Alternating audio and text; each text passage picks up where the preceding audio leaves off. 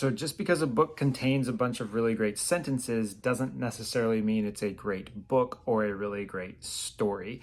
That is the feeling that I came away with after reading The Last Buccaneer by Matthew Pearl.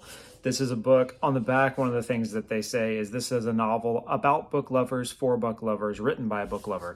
And there are so many sentences in this book as it relates to being a book lover and the power of books and the beauty of books and all this stuff. There's so many sentences in here that I loved and that just stood out to me, in just like a man's library opens up his character to the world.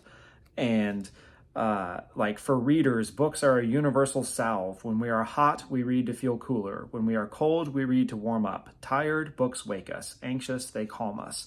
So many things that like stirred my soul as a book lover, and just like, yes, like this is so good.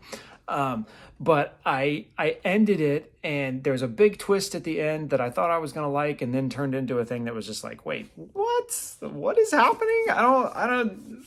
That doesn't make any sense at all. But mainly what it made me come away with is just this thought that like, it's so interesting that just because you have really great sentences and you stack a bunch of them together doesn't mean they make a great or compelling or realistic story. And I felt like the story of this book was lacking, even though the sentences in it were really great. And